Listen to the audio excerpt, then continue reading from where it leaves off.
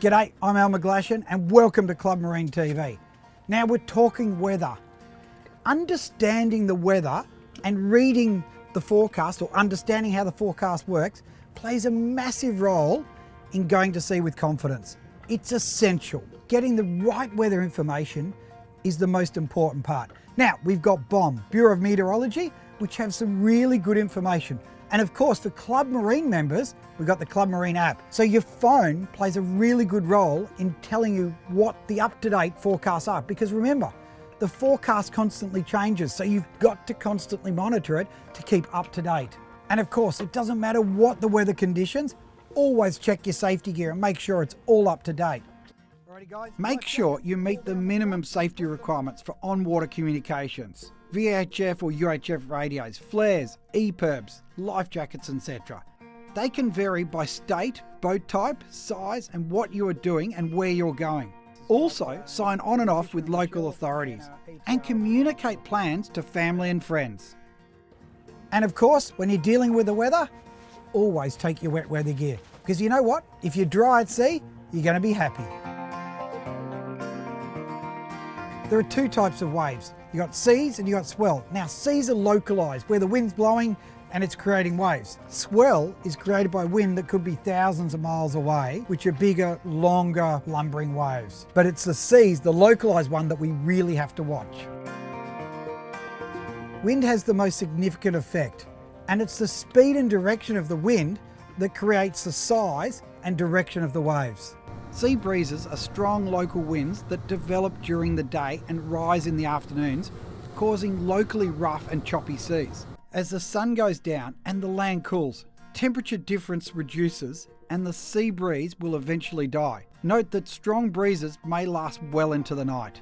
So if you're looking at a weather map, it's all about those isobars, and the closer they are together, the more dramatic the weather's going to be.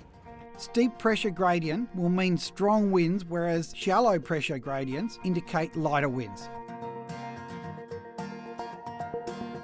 When it comes to wind warnings, you've got a strong wind warning, which is 26 to 33 knots. Then you've got gale force, which is 34 to 47 knots. Then you have storm force, which is 48 to 63 knots. And above that, 64 knots plus, you've got cyclone. Or in the other case, you've got hurricanes. You've got serious wind.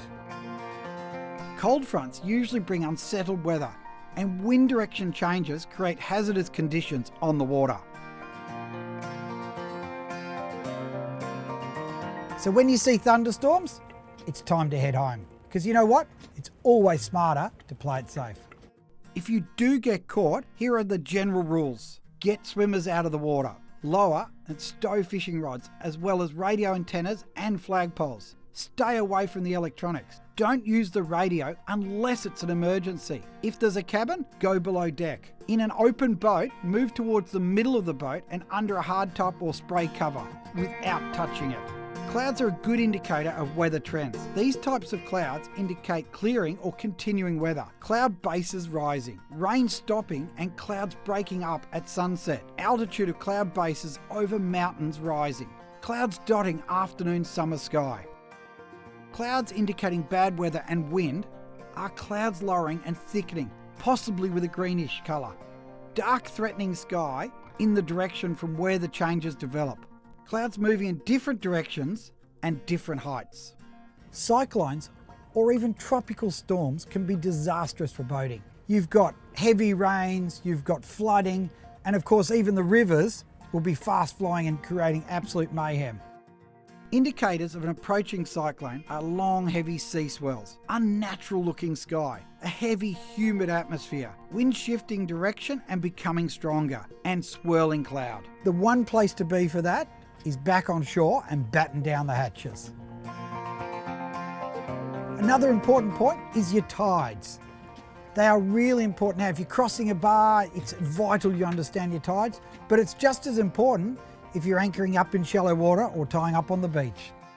They also affect the best time to cross ocean bars, and tidal flow can also increase or decrease your speed over the ground. Timetables are produced based on scientific and astronomical prediction. These tables allow you to plan based on the tidal predictions.